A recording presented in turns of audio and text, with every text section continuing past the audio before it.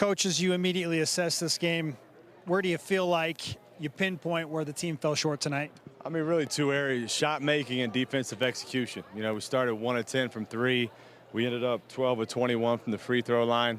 It's tough to come back from those kind of shooting numbers. And then, you know, even with that being said, you know, had a chance to win at the end, and then defensive execution was poor. You know, we were trying to get the ball out of Williams' hands. He's a good player, but, you know, wish we could have executed that a little bit better. What were you hoping to accomplish there defensively to try and make things tougher for Williams? Yeah, just double team, you know, make somebody else beat you. And, you know, we had a, you know, whether it was just having not been in those situations very much or just communication, whatever the case may be, we didn't get it done. And so that's something we got to fix. I know that you got a bunch of shooters on this team, and it's frustrating to not have those go down. So how do you approach that mentally with your team? Keep shooting them. You know, I love the way we played offensively for the most part. Thought we had a nice rhythm throughout the course of the game. Attacked their scheme pretty well. And, you know, some nights they don't go in. You know, I thought we did a good job of crashing the offensive glass. You know, still had, had about 18 second chance points, I think. So we tried to overcome it with that. But, you know, those shots will go in for us. Houston challenged you physically. You challenged your team to step up because you knew Texas Tech was going to bring a similar style of physical play. How did you feel like your team matched up that way?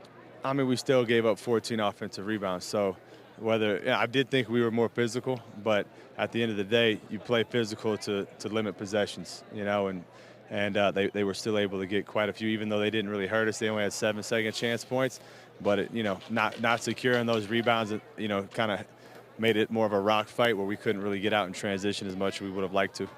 I know you spent some significant time trying to get Dallin and Yegor more comfortable to go back to their instinctual play. How did you feel like they both performed tonight? You know, more good than bad. You know, I think Dallin had some untimely turnovers that I'm sure he would like to have back. I love the way he came out, you know, his approach, but now we got to be able to sustain it. And then Yegor had that kind of blitz there with, I don't know, a 5 or 6 minute blitz where he just kind of did Yegor things. So the confidence building for him. As you turn the page to TCU, what do you take from, albeit very frustrating losses, but back-to-back losses that you feel like you can improve upon and get ready for TCU?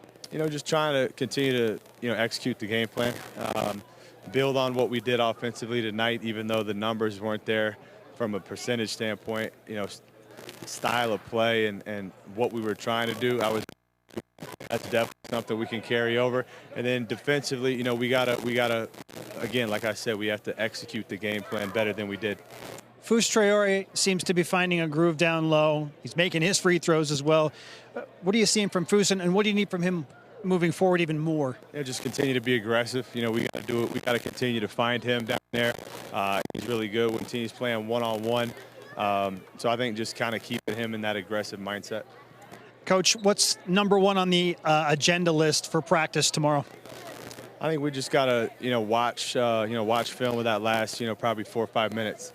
Understand where, games in this league are going to come down to the end. That's how most league play is, and we got to be able to execute on both ends of the floor. Like I said, we had some untimely turnovers coming out of a timeout, and then not being able to get the ball out of their best players' hands. So our young guys and vets alike have to learn from that.